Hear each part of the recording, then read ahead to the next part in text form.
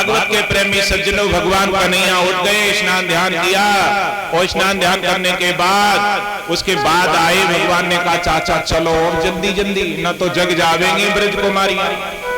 अक्रूर बोले तैयार है गए? हाँ तैयार हो गए। मैया ने कहा लाला आज बहुत जल्दी में हो, कहाँ जा रहे हो? मथुरा जा रहे हो चाचा के संग मेला देखने? हाँ मैया मेला देखने जा रहे हैं। माँ ने सुना कि आज हमारे कन्हैया मथुरा जा रहे हो। मैया बहुत परेशान हो गई। मैया ने बहुत समझाया, कहा देखो लाला तुम मथुरा मत जाओ। मैया इतना समझाती रही, तब तक विलंब होता गया और भीड़ मैया के आंगन में बढ़ती चली गई। गोपियों ने रथ देखा, गोपियों ने कहा रथ किसका आया? देखा अक्रूर बैठे हैं, क्यों आए हैं? कि कृष्ण बलराम को लेने आए हैं, ये मथुरा जाएंगे। जो मथुरा को नाम सुने बाई की आंखों से आंसू छलक पड़े। माताओं बहनों भाइयों के अगर कन्हैया बलराम मथुरा चले गए तो लौट कर फिर कभी आ नहीं पाएंगे, क्योंकि मथुरा का राजा आतंकवादी है, राक्षस प्रवृत्ति का है, वो निश्चित ही कृष्ण बलराम को मार डालेगा। भागवत के प्रेमी सज्जनों, पूरे आंगन में हाल बेहाल है। यशोदा बेहोश पड़ी है, नंद बाबा के भी आंसू नहीं रुक रहे हैं। हर ब्रज नारी रो रही हैं, हर ब्रज गोप रो रहे हैं। गैया बछड़ा भी समझ चुके हैं कि कन्हैया अब नंदगांव छोड़कर जा रहे हैं और लौट कर नहीं आए। तो एक दो गोपी रोज भगवान से कहा करती थी मजाक में कि कन्हैया तुम हमें कभी छोड़कर मत जाइयो। वो भी कहने लगी कन्हैया कहाँ जा रहे हो? मथुरा, मथुरा मत जाओ लाला। रो करके कहने लगी कान्हा मथुरा को मत जाओ, कराए लाओ कुमारियां रे नहीं पावेगी। जे बूढ़ी बाड़ी यशोदा किनके मुंह देख के रावेगी। भगवान कन्हैया मैया को छुपा रहे हैं, कह रहे मैया देख तो तू सबको छुपावे, लेकिन तू ही बाबरी बन गई है मैया। हम का वहां जाके रुकेंगे थोड़ी नहीं, कंस मेरो मामा है और उसके जहां मेला ही तो देखने जा रहे हैं और मेला देख करके हम लौट आवेंगे। मैया कह रही है तुझे मालूम नहीं है लाला, कंस तेरो मामा नहीं है, कंस बहुत बड़ो आताताई है, बलवान है, वीर योद्धा है, तुझे किसी कीमत पर नहीं छोड़ेगा। तेरे मारन के काजे बने ना जाने कितने कितने पूतना पठाई। अकासुर पठाया, भौमासुर पठाया, त्रिटावृतसुर पठाया, धेनुकासुर पठाया, किसी को पठाया न जाने कितने कितने उसने राक्षस भेजे। तेरे काजे लाला मैंने गोकुल छोड़ी, तेरे काजे लाला मैंने मथुरा छोड़ी, तेरे काजे लाला वृंदावन छोड़ो, तेरे काजे लाला मैं जहां आकर एक टीला पर रहे, तू अब मुझे छोड़कर जावेगो तो हम कैसे रह पावेगी। मैया बहुत कह रही है लेकिन भगवान नहीं मान रहे हैं, जिद कर रहे हैं। तब मैया ने नंद बाबा से कहा कि तुम चले जाओ, तो नंद बाबा बोले हाँ हम चले जाएंगे।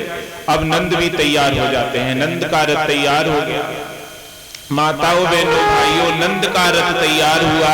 सुनो राजन परीक्षित, नंद वाले बाबा के रथ में सारी ग्वाल मंडली भर गई और भगवान कन्हैया के रथ में सारे ही बचे खुचे रह गए, वो भर गए। अक्रूर वाले भी रथ में भर गए। कई रथ नंदगांव से तैयार हो गए और रथ में बैठ गए कन्हैया। कन्हैया के चेहरा पर मुस्कुराहट है, लेकिन हर नंदगांव का नर नारी आंखों से रो रहा है। गैया बछड़ा देख रहे हैं, गैया बछड़ों के आंखों से आंसू निकल पड़ रहे हैं, कह रहे हैं अब लौट नहीं पाएंगे। सब के सब समझ गए। तब मैया ने कहा सुनो लाला, पीठ दिखाए जाते हो, जल्दी से मुख दिखाओ, मथुरा में जाकर की लाला जा यशोदे भूले मती जइयो। लाला सुबह उठ करके तू हमसे कहा करता था, मैया हमें माखन मिश्री दे दे, भूख लग रही है, मेरो मुंह धो दे। लेकिन मथुरा में न कोई माखन देवे गो, न मिश्री देवे गो, न मुंह को धोवे गो। लाला आदते तेरी कलेवा की, संग माखन मिश्री लए जइयो। जब भूख लगे मेरे लाला तो बैठ के भोजन पइयो। मैया क्यों तू पागल है गई है। अब धीरे धीरे रथ आगे को बढ़ने लगे राजन परीक्षित। जैसे ही रथ आगे को बढ़ा वैसे ही कौन आ गया, राधा आ गई। राधा ने कहा, कन्हैया कहां जा रहे हो, मथुरा। तुम्हारे दिल की जगह पर दिल नहीं है, पत्थर की सिल है। अगर दिल होता तो तुम अपनी राधा को इतना नहीं बता सके कि आज हम नंदगांव छोड़ करके मथुरा जा रहे हैं। मथुरा क्या तुम खेलकूद समझ रहे हो। मथुरा का बहुत पराक्रमी वीर योद्धा है कंस, वो छोड़ता नहीं है, मार देगा तुम्हें निश्चित। कन्हैया ने कहा, राधा तुम भी पागल हो गई हो, तुम मैया को छुपाओ। राधा देखो राधा, आज हम जा रहे हैं, कल रुकेंगे, परसों लौट आएंगे। जो ये बात कही है, आज जा रहे हैं, कल रुकेंगे, परसों आ जाएंगे। जिस जगह पर कहा भगवान ने, उस जगह पर आज भी एक गांव है, उसका नाम है पलसों, आज भी बना हुआ है। जब आप जाओगे कौशी कला रोड पर तो आपको पड़ जाएगा वो गांव। वहीं पर भगवान ने कहा था कि राधा आज जा रहे हैं, कल रुकेंगे, परसों आ जाएंगे। तो राधा से कह करके भगवान आगे के लिए रथ बढ़ा देते हैं। और जैसे ही भगवान के रथ आगे बढ़े, सब देखते रहे नंदगांव के वासी। और जब रथ दिखाई नहीं पड़े तो धूल देखते रहे, और जब धूल भी दिखाई नहीं दी तब राधा बेहोश होकर के मूर्छित अवस्था में वहीं गिर जाती हैं। सारी गोपियां उन्हें घेर लेती हैं, हवा करती हैं, डुलाती हैं पंखा, लेकिन राधा नहीं बोलती हैं। बहुत देर बाद राधा ने थोड़ी सी आंख खोली और इधर उधर देखा, तब राधा ने कहा, मुंह पे उठो न बैठो जाए, पे न बैठो जाए, श्याम ने सो मारो। ललिता ये भीड़ भाड़ जो लगी है हमें अच्छी नहीं लग रही है, तुम सब अपने घर चली जाओ, हमारे पीछे क्यों पड़ी हो। सबने राधा को फिर बहुत समझाया, तब राधा को घर लेकर आए। और इधर भगवान कन्हैया की रथ जाके धीरे धीरे धीरे धीरे कहां पहुंच गए, जमुना मैया पे पहुंच गए। कथा के प्रेमी सज्जनों देख लो,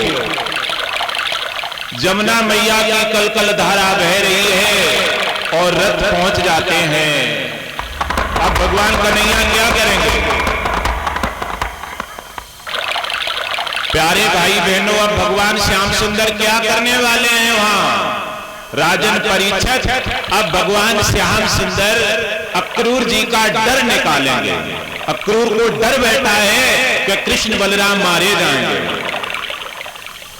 वो डर कैसे निकालेंगे, सुनो। राजन परीक्षित जमुना मैया पर रथ रोक दिया, कहा चाचा जमुना आ गई है, अब नहा लो, स्नान कर लो चाचा।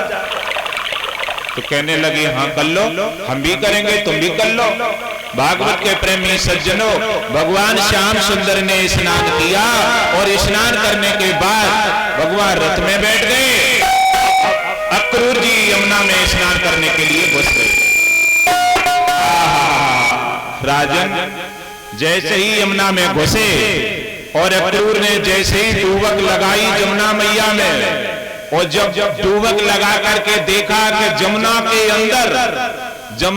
अंदर सिंहासन पर भगवान श्री कृष्ण बैठे हैं। इंद्र कुबेर बरोड़ इत्यादि देवता भगवान की स्तुति कर रहे हैं। ब्रह्मा जी, भगवान शंकर जी, नारद जी भी वहां पर बैठे हैं। अब अक्रूर जी ने जल में देखा तो अक्रूर जी कहने के लिए, वैसे ऐसो तो नहीं कन्हैया जल में डूब गए हो गए। तो ऊपर देखा रथ में बैठे हैं।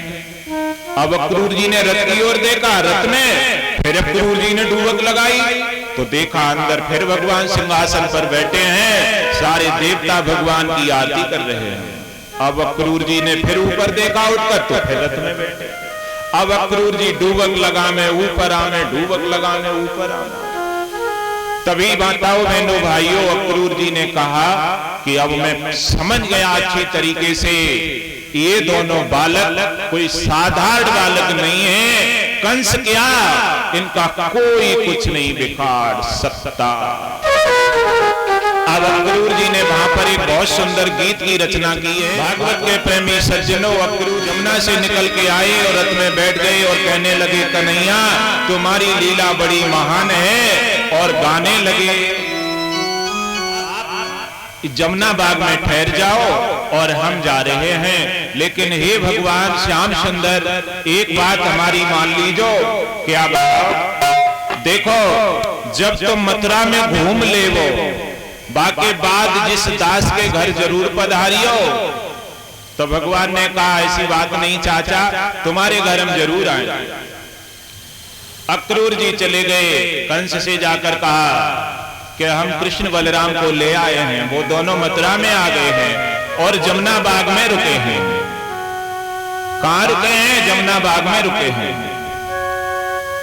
कोई बात नहीं, उनकी व्यवस्था करो, खाने पीने की व्यवस्था करवाई गई है।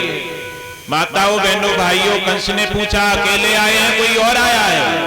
नहीं नहीं अकेले नहीं है, बहुत सारे लोग उनके साथ आए हैं, नंदगांव से कई रथ आए हैं। हमने मना किसी को नहीं किया महाराज, कोई बात नहीं, सबका बुलावा है, हमने तो सबके लिए पत्र भेजे हैं, दूर दूर से राजा महाराजा सब आए हैं, सबका स्वागत है मथुरा में। मथुरा बहुत अच्छे तरीके से सजाई गई थी क्योंकि मथुरा में मल्ल क्रीड़ा था। आपने सुना तो कुछ होगा कैस्टों में, लेकिन हमें उनसे कोई मतलब नहीं। हम श्रीमद् भागवत महापुराण से ही कहते हैं जो कहते हैं, और दिखाने की भी दम रखते हैं। अगर कोई देखना चाहे तो हम दिखा सकते हैं महापुराण में जो लिखा है, जो लिखा है बस वही बोलते हैं। कैस्टों में तो नाना प्रकार के आज के लोगों ने भर डाला है, उनसे हमें कोई मतलब नहीं है। लेकिन सुनो राजन परीक्षित, अब भगवान श्याम सुंदर जमुना बाग में ठहरे हैं और उसके बाद अपने बाबा से कहा कि बाबा अब हमारो मन कर रो है मथुरा देखन को, मथुरा देखन को। देखो लाला मथुरा अभी मत जाओ, सुबह चलियो मथुरा देखन हमारे संग, जब हम चले तब। अब दिन भी कम रह गए। नहीं नहीं बाबा हमें आज्ञा दे दो, मेरा बहुत मन कर रहा है मथुरा नगरिया देखने को। अब नंद बाबा ने कहा कोई बात नहीं, तुम जाना चाहते हो तो चले जाओ, लेकिन एक बात ध्यान रखियो लाला, जे वृंदावन नहीं है, जे नंदगांव नहीं है, जे गोकुल नहीं है, जे गोवर्धन नहीं है, जे कोकिलावन नहीं है, जे दाऊजी नहीं है, जे रमण देती नहीं है, जे मथुरा है मथुरा। और इस मथुरा में काऊ से बोल चाल भी मत दीजो, बहुत बहुत लोग मक्कार भी रहे हैं मथुरा में। तो कन्हैया कहने लगे हैं हमें क्या मतलब है दुनिया से, हम तो केवल मथुरा देखना चाहते हैं। भागवत के प्रेमी सज्जनों, अगर कोई वस्तु आपको मिल भी जाए तो उसे मारनी भी नहीं चाहिए। देखो नंद बाबा ने कहा कि आप जा रहे हो तो चले जाओ, लेकिन मथुरा में मार तोड़ मत करना जैसे तुम यहां करते रहे हो। भगवान सुखदेव ने कहा सुनो राजन परीक्षित, अब भगवान श्याम सुंदर मथुरा में प्रवेश हो रहे हैं। जैसे ही मथुरा में प्रवेश हुए और वैसे ही सबसे पहले उन्हें कौन मिल गया? मथुरा में सबसे पहले मथुरा में घुसते ही उन्हें मिला रजक नाम का एक धोबी, जो महाराज कंस के वस्त्र धोता था।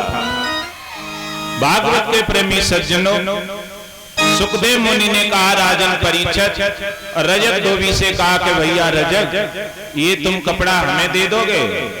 अब वो तो नशे में रहे, शराब की तो बात ही बहुत निराली हो गए। शराब पीने वाले बहुत वैसे होते हैं और शराब पीने वाले चालाक बहुत होते हैं। चाहे वो कुछ करें सुबह से लेके शाम लो चाहे कुछ करें, लेकिन शाम तक पी जरूर लेते हैं। चाहे फ्री में मिले, चाहे मोल मिले, चाहे कैसे मिले, पी जरूर लेते हैं।